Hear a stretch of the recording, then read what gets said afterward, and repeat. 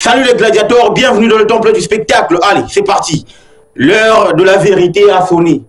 C'est important de le souligner parce que là, la CAN, elle vient réellement de commencer. Pourquoi? Parce que il n'y a plus de favoris, il n'y a plus de gros cylindrés, même s'il y a le Nigeria, bien sûr, mais on ne va pas aussi élever trop high le niveau, n'est-ce pas, du Nigeria, même si ça reste une très grosse équipe et sérieusement qui fait peur, qui plus est.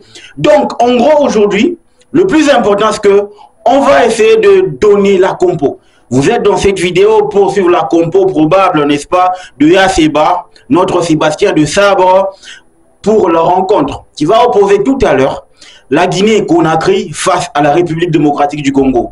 Petit scoop, la RDC n'est pas favorite pour cette rencontre. C'est la Guinée qui part favori, n'est-ce pas, de cette rencontre, étant donné que elle a été beaucoup plus régulière que nous lors des récentes CAN, ok?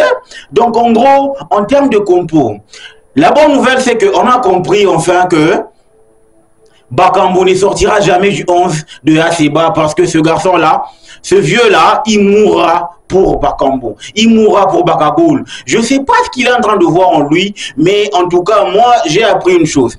Quand un entraîneur s'obstine, n'est-ce pas, à aligner un joueur, nous, fans, nous ne voyons pas ce que lui, il est en train de voir en lui. C'est au moins la formule que j'ai trouvée, c'est au moins la phrase ou encore la pensée que j'ai eue face à cette affaire. Donc, moi, je pense qu'aujourd'hui, c'est une rencontre qui va, n'est-ce pas, déterminer l'avenir de deux sélections. Mais malheureusement, l'une sera obligée de rentrer à la maison. C'est la réalité du football, c'est la réalité de la CAN. Là, il n'y a plus question de voisins, de frères, etc.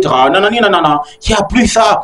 Là, c'est maintenant le plus grand bouffe son petit. Ça, c'est une évidence. Donc, je pense que la rencontre Guinée, en termes de statistiques, la RDC, en termes de statistiques, la RDC est favorite parce que elle n'a jamais perdu en compétition officielle face, n'est-ce pas, à cette Guinée-là. Mais seulement que, en termes de régularité, la Guinée, elle a été beaucoup plus régulière en termes, n'est-ce pas, de participation durant ces dernières années. D'où je pense qu'elle part favori de cette compétition.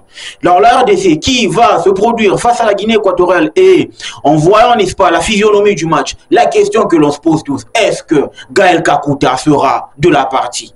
Ça, c'est la question qui vaut $1 million. Est-ce que Gaël Kakuta reviendra? Parce qu'on a senti, lors du match face à l'Égypte, la RDC n'était pas vraiment en forme. On savait très bien que il y a deux gars qui font le sale boulot, n'est-ce pas, le sale boulot au sens figuré, qui font le sale boulot dans cette sélection. Samuel Moutoussamy, qui est en train de ratisser tous les ballons, qui est en train de faire, n'est-ce pas, qui chip tous les ballons, et Piquel qui organise, n'est-ce pas, son milieu pour donner au distributeur Gaël Kakuta. On a compris que ce trio-là, c'était un trio qui était difficile à bouger. Je commence à comprendre pourquoi ce triangle-là n'arrive pas à être bougé dans le 11 de Sébastien de Sabre. Oui, je le comprends parfaitement, très bien.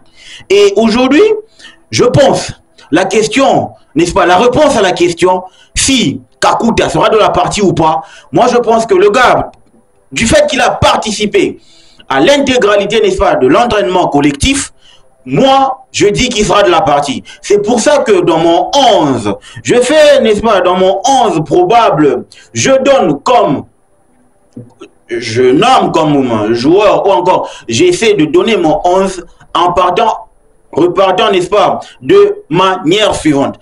Lionel Passy Zao, il est toujours dans les perches parce que ce garçon, il commence enfin à prendre ses marques dans cette sélection. Tu vois, tu commences de manière timide, etc.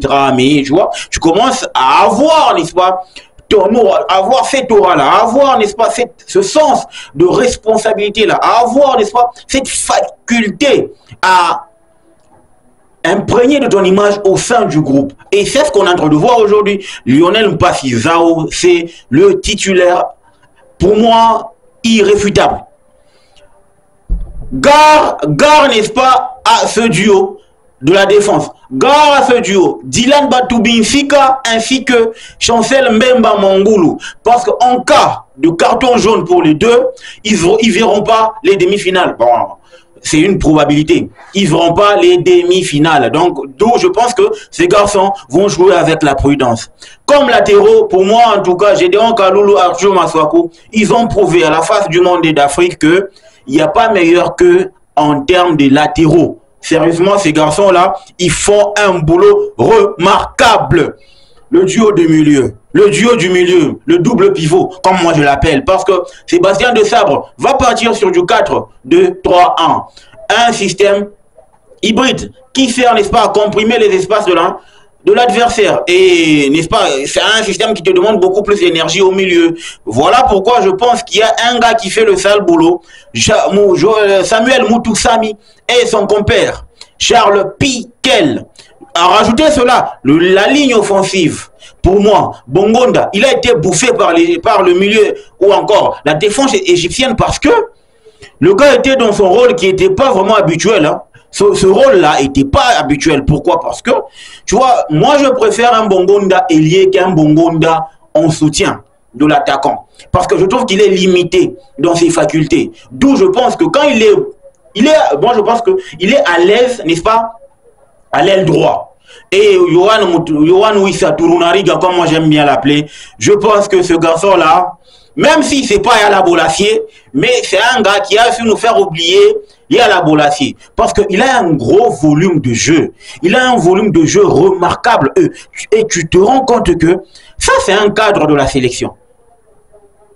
En fin de compte, le Bakagol, il revient. Je pense que ce transfert au Betis Séville pour 5 millions d'euros, et ça va lui faire du bien parce que le gars était en train de trimer à Galatasaray, il était en train de galérer à Galatasaray. Je me suis dit, bon sang, non mais comment est-ce qu'un gars de ce standing là ne parvient pas à se trouver un club où il sera lui-même le patron? Il aura beaucoup plus de responsabilités. Parce que à Galatasaray, dès sa signature, moi je savais qu'il ne jouerait pas. Pourquoi? Parce qu'il y a Mauro Icardi là-bas. On ne peut pas me mettre Mauro Icardi qui est jeune et laisser et donner l'opportunité à Cédric Bakambu. Pour moi, j'ai considéré ce transfert-là comme étant un transfert de doublure, tu vois.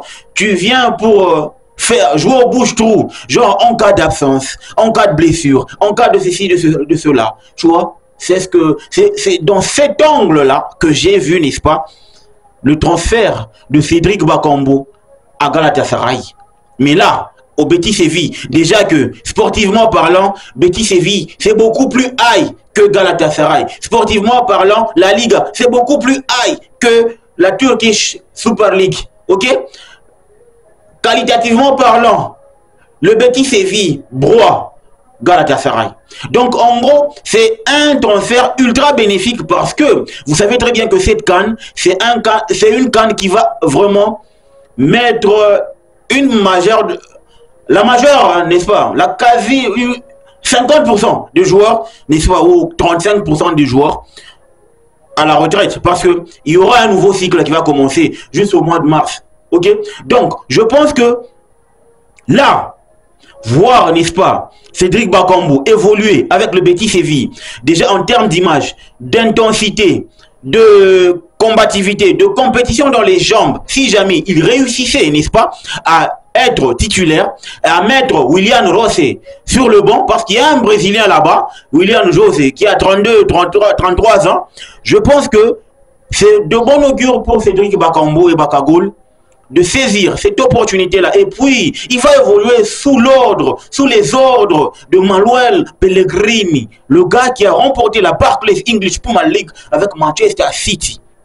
Le gars qui était au Real de Madrid. L'entraîneur de l'Argentine. Donc, c'est un monsieur pour qui j'ai beaucoup de respect. Évidemment, je pense que il faut que l'on se dise des vérités. On avait besoin de joueurs qui évoluaient, n'est-ce pas, dans des bons championnats. Je ne remets pas en cause le niveau du championnat turc, mais je pense, entre la Liga ainsi que la Super League, il n'y a pas photo, il n'y a pas débat. La Liga broie la Super League. Maintenant, en rentrant dans le contexte de la CAN, aujourd'hui, Kaba Diawara, l'entraîneur ou l'ancien consultant de Canal+, qui est actuellement sélectionneur de la Guinée, il a dit: on va renvoyer la RDC chez elle à la maison. C'est de bonne guerre. Oui, de bonne guerre parce que c'est une sorte, tu vois, d'amuser la galerie. Mais dans chaque blague, il y a toujours une part de vérité. Hein. Donc le gars, il le pense vraiment. Même si Yasseba a avancé de son humilité, a usé de son humilité pour dire qu'on n'était pas favorite, je pense dans son fort intérieur, il croit qu'on va battre la Guinée équatoriale, la Guinée Conakry, j'arrive. Donc, les gars, dites-moi ce que vous en pensez en commentaire. N'oubliez pas de liker, de vous abonner, de partager la chaîne, de partager la vidéo pour qu'on grandisse ensemble. L'objectif 10K cette année, ok? Le football mérite d'être vécu, ciao!